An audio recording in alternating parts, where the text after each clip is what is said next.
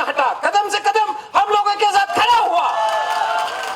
को कॉल जो कोर्स किया गया था वही सेम लॉ को लगा के फिर डिटेंशन ऑर्डर निकला गया।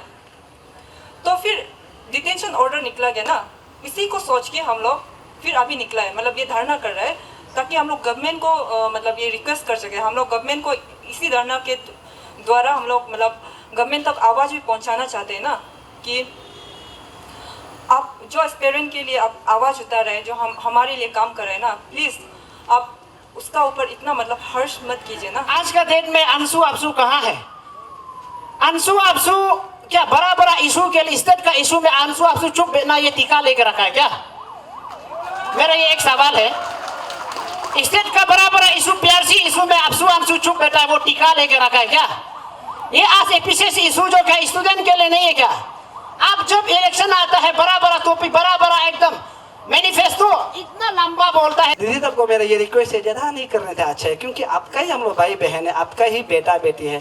कल को ऐसा ना हो, आदमी जितना पैर ऊपर चढ़ता है ना, गिरने से उतना ही दर्द देता है। आप लोग एक बार सोच के देखो, पैर ऊपर चढ़ के जंपिंग मारने से या गिरने से उतना ही दर्द देता है। कल को ऐसा ना हो आप ज़्यादा ऊपर उठने के बाद वहाँ से लकड़ी टूट के गिरने से आपको इतना ही दर्द देगा। हम तो वही बोलते हैं। ये बोलने जाएगा का आज देखा तो तसु पुरु मेरा बेटा का ये को सस्पेंशन किया बोला है, वो पैसा को रख देगा होगा।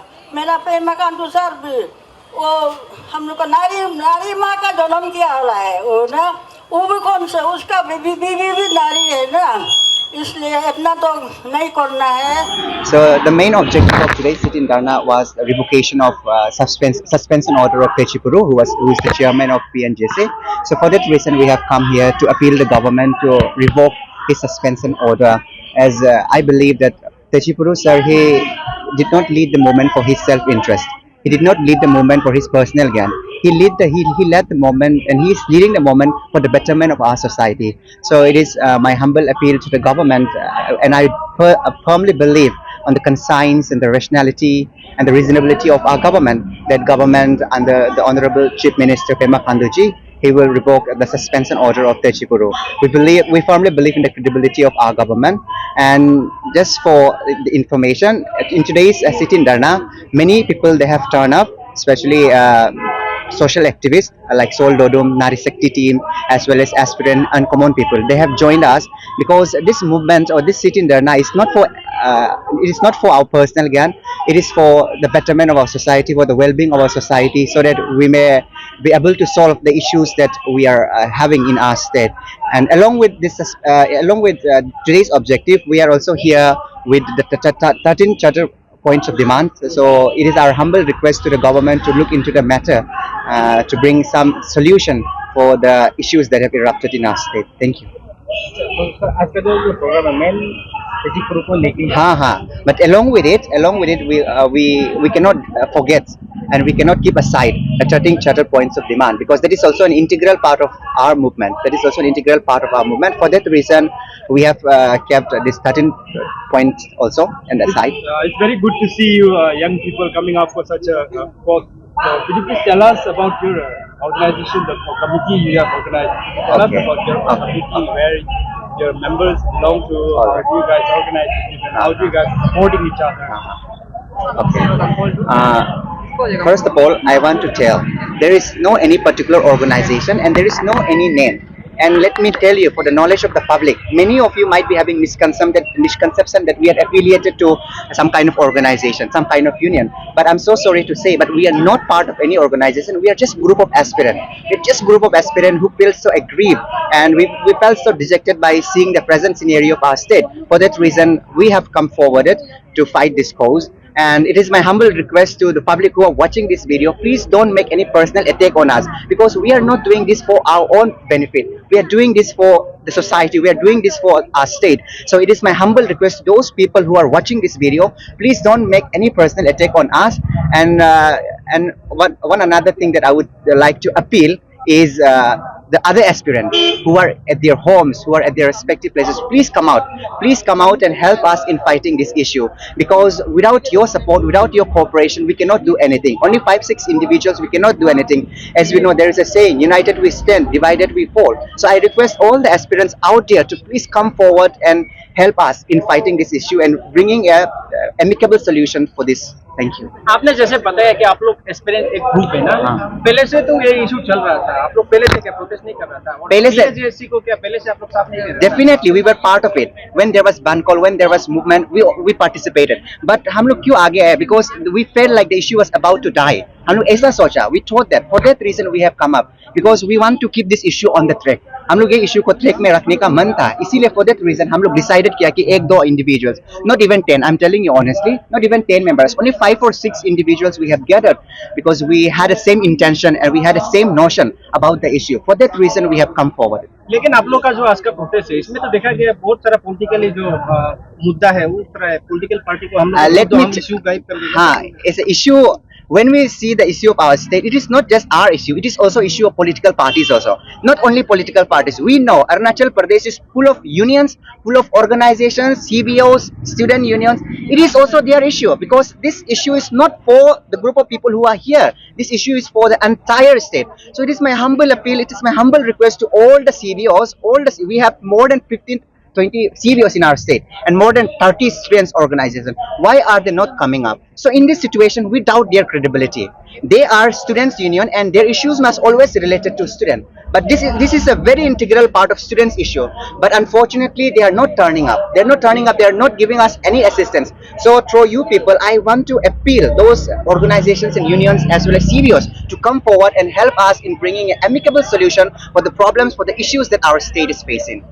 टुडे जस्ट लाइक आप लोग को जो मूवमेंट है उसको सपोर्ट करने के लिए सीबीओज आए हैं, बहुत ज़्यादा पॉलिटिकल पार्टीज आए हैं. तो somewhere another way people try to use this platform अपना एजेंडा यूज बनाते हैं and then they try to drive out their own agenda, मतलब इसको सिर्फ पुश करने के लिए. तो फर्दर कोर्स ऑफ एक्शन क्या होगा आपका ऐसे चीज़ को कंट्रोल करने के लिए? I want to be honest with the media people. We do not need any kind of political intervention. We don't need any kind of political intervention in this issue particularly because this issue is not politically motivated. And as I have said, political parties, they must also come forward because they are also member of our state. They are also part of our state. So not only as a political party, they must come up as a common people to help us in finding a solution for the problem. So my question is, how will you control the people who are coming up using this platform? Because this is not the first time. 8 महीना हो चुका है and then पहले भी state में ऐसा बहुत ज़्यादा प्रॉब्लम्स है. We have witnessed that जहाँ में स्टूडेंट यूनियंस हो गया, CBOs है, they have hijacked the issues and die down हो चुका है कुछ फैट मनी उन लोग ऑफर करके. तो how this group is going to control that objective of the political parties or the other student unions? Basically, we are not aware about what objectives they have. Honestly speaking, we don't have any idea about. We don't have any notion and any idea about why they are coming. No? Maybe they are coming here because they feel like the case is genuine, the issue is genuine. Maybe for that reason they are helping us, and I really appreciate that they are coming up. Not only these political parties, basically, especially fundamentally, I want to say the student union must really come up and help us in this issue. देखिए, जो 13 point charter of demand है, ये chief minister खुद का दिया वाला written assurance है. On 18 फरवरी हमने जो ऑनरेबल चीफ मिनिस्टर से बात किया था, इनफैक्ट 8 to 9 आवर्स का discussion, it was a marathon discussion. वो डिस्कशन के बाद वहाँ से हम एक minus of the meeting draw किया था. उसमें क्लियरली लिखा था कि 13 चार्टर ऑफ डिमांड को किस किस तरीक़ा से फुलफ़िल किया जाएगा. तो अब देखा 18 फरवरी से लेके अभी 6 months लेटर अभी भी हम उसी में करा है. तो उससे पता चलता है कि अभी भी कुछ प्रोग्रेस हुआ नहीं है. चलो, आई विल नॉट से कि कुछ भी नहीं किया नहीं बोलेगा, कुछ काम किया है, लेकिन अगर पॉइंट टू पॉइंट अगर आप जाएगा, not even one single point has been totally fulfilled. तो यहाँ से पता चलता है कि अभी तक 13 पॉइंट चार्टर ऑफ डिमांड अभी तक कंप्लीट हुआ नहीं है.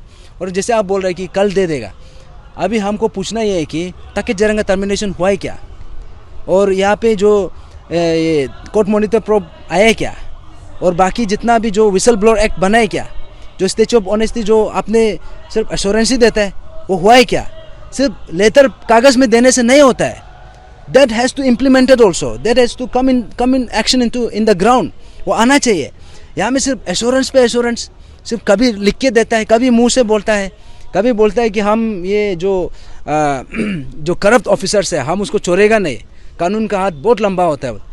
लेकिन यहाँ पे आप क्या कर रहा है, 13 पॉइंट चार्टर ऑफ डिमांड को आप फुलफिल नहीं करके आप करप्ट ऑफिसर्स को ही तो प्रोटेक्शन दे रहा है एक्चुअली में। So this kind of double standardness is, I think this is very difficult to digest.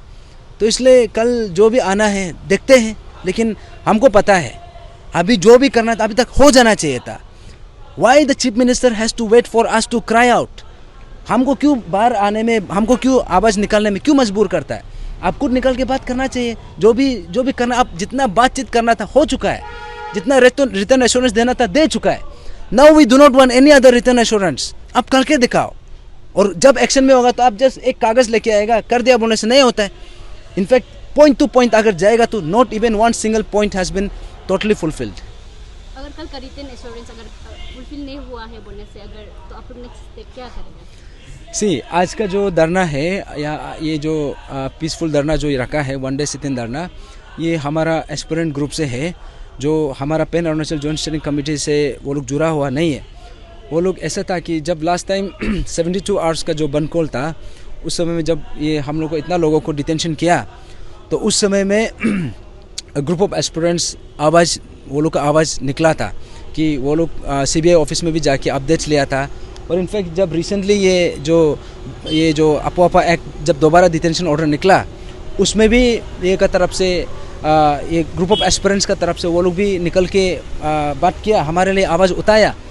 तो इसलिए अभी हम लोग वो लोग को वही बोलना है कि जो स्टेट हमारा एस्पिरेंट ग्रुप से जो the kind of courage they have shown, we really want to express our gratitude to this young brave hearts जो आया है।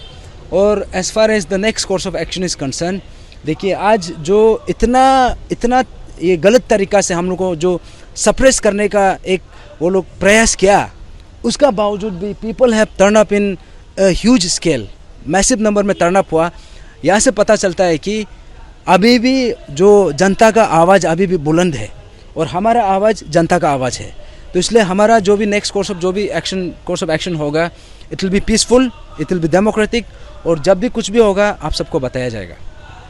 नालो जी, जब 6 किलो में सोशल सर्विस करा रहा था, जब DC सर ने 144 CRPC एक्ट इम्पोज कर दिया था, तभी बहुत सारा पब्लिक आके था सोशल सर्विस के लिए। अब प्रेजेंट क्यों नहीं था?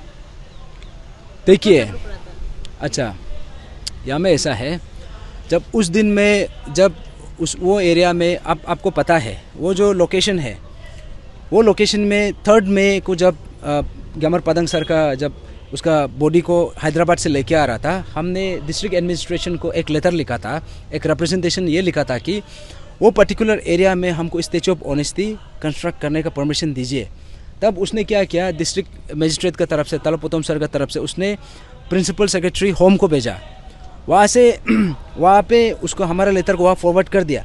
लेकिन 3 मई से लेके अभी तक वहाँ से कुछ कॉरेस्पॉन्डेंस आया नहीं है। तब हमने जो 24 जुलाई है, 24 जुलाई में हमने 2 ऑब्जेक्टिव का साथ फिर से दोबारा DC सर का पास गया, और उसमें हम एक रिप्रेजेंटेशन का साथ गया।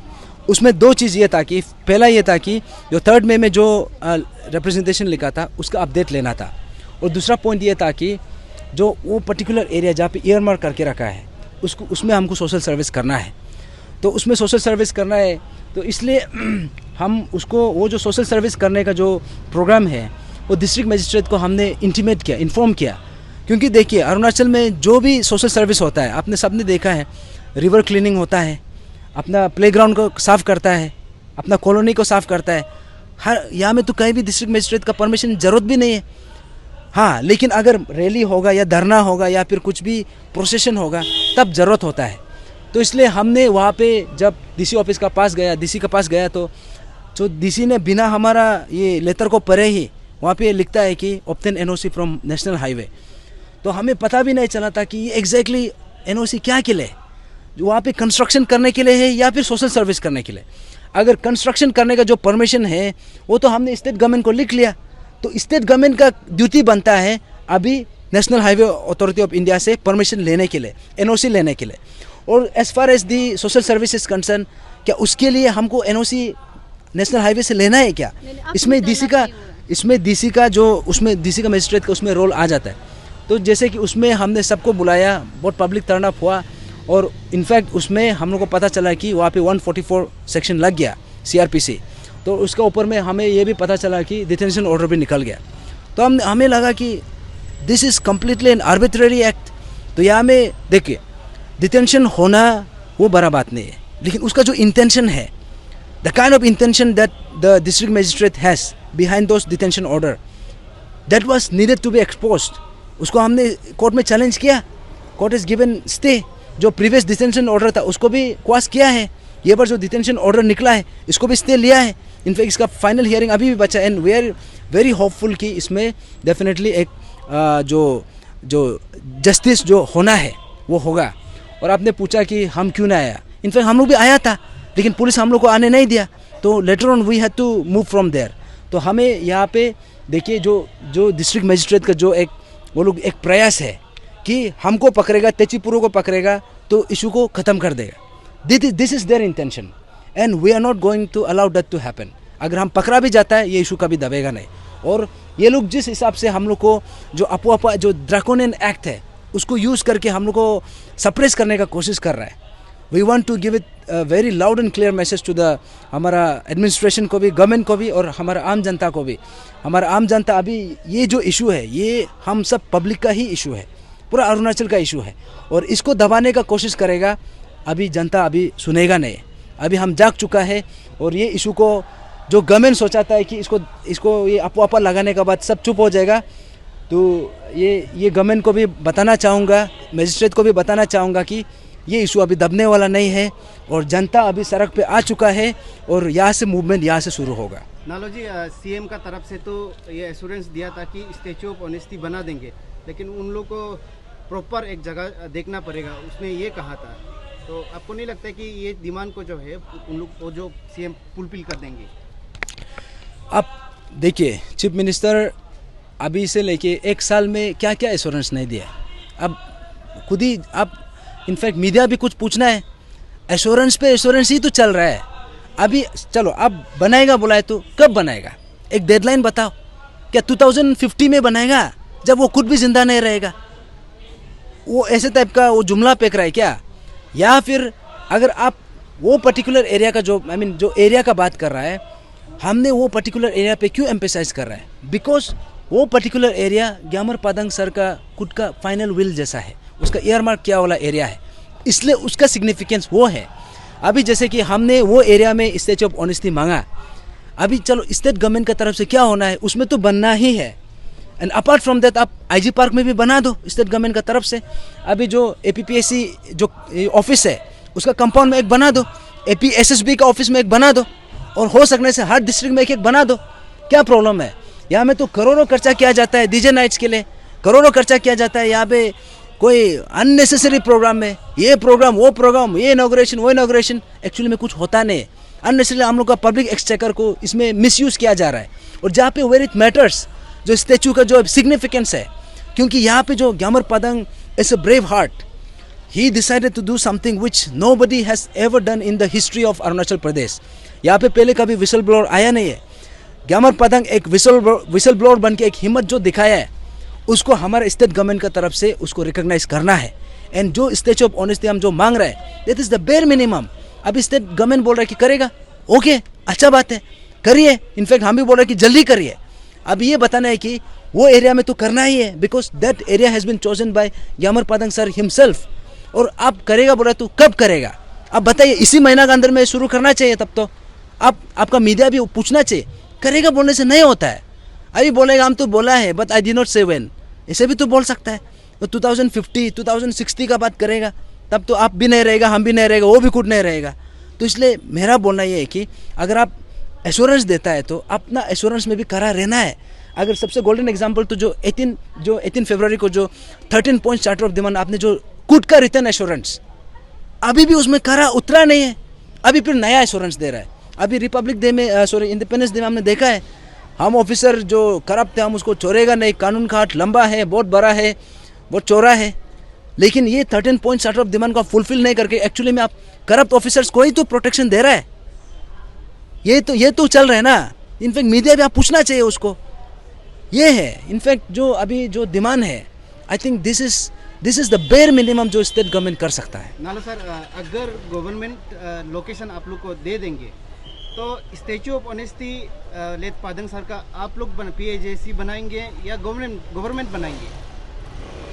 देखिए, जो ग्यामर पादंग है, ग्यामर पादंग सिर्फ मेरा सिर्फ नहीं है, ग्यामर पादंग सिर्फ PAJC का सिर्फ नहीं है, Gyamar Padang entire state of Arunachal Pradesh का है।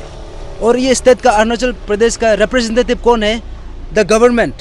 तो उसका रिकग्निशन कौन करना चाहिए? गवर्नमेंट करना चाहिए। ये है, ये जो स्टैचू ऑफ ऑनेस्टी जो बना रहा है, जो बोल रहा है, इसको जो एरिया को जो एयरमार्क करना है, वो एरिया को जिसको ग्यामर पादंग सर ने कुछ चूज़ किया है उसको तो आप देना ही पड़ेगा। उसके अलावा हम तो रिक्वेस्ट करेगा इधर भी कर दीजिए, APPSC का ऑफिस और APSSB का ऑफिस में भी आप वो कंपाउंड में भी लगा दीजिए, और IG पार्क में भी एक बड़ा सा स्टैचू लगा दीजिए। तो अभी ऐसा है कि स्टेट गवर्नमेंट का जो एक रिस्पॉन्सिबिलिटी है, ये तो हमको बोलना भी नहीं चाहिए। दिस हैज़ टू बी, ये जो है प्रोएक्टिव जो रिस्पॉन्स उसका तरफ से आना चाहिए। ये जो है इसका जो पूरा सोल रिस्पॉन्सिबिलिटी स्टेट गवर्नमेंट को लेना चाहिए। नालो जी, जस्ट इन केस तेचीपुरु का सस्पेंशन नहीं रुका है बोले से आप लोग क्या करेंगे? देखिए, तेचीपुरु का सस्पेंशन जो है अभी गवर्नमेंट के ऊपर है, अभी जनता के ऊपर है, क्योंकि आप सबको पता है कि ये जो तेचीपुरु का जो सस्पेंशन है, this is not just suspension for him as an individual, ये हमारा एंटायर अरुणाचल के ऊपर में एक बहुत बड़ा इंसल्ट है। पूरा जो इंसान इतना हिम्मत जुटा के, इतना करेज दिखा के ये इशू को उठाया है, आप सबसे पहले उसको रिवार्ड करना चाहिए। सस्पेंशन कर रहे हैं तो the state government they should be ashamed. एक तरफ से आप बोलता है ये हीरो है, बोलता है तेचीपुरु को, आप इतना बड़ा काम किया है बोलते, लेकिन दूसरी तरफ से आप उसको सस्पेंशन कर रहे हैं। So that is the double standardness ना। तो ये चीज़ को आप मीडिया में आप जाके पूछना है, स्टेट गवर्नमेंट ये चीज़ को क्यों रिवोक नहीं कर सकता है? और अगर सस्पेंशन ही करना था तो इतना ज़्यादा नाम तकेत जरंग, इतना ज़्यादा आदमी लोग का नाम लिया, ऑफिसर लोग का नाम लिया, ये पोसीगाम ने इतना लोगों का नाम लिया, वो लोग अभी तक सस्पेंशन क्यों नहीं किया गया? अभी भी वो लोग ड्यूटी, अभी भी ऑफिस में काम कर रहे हैं, करना चाहिए।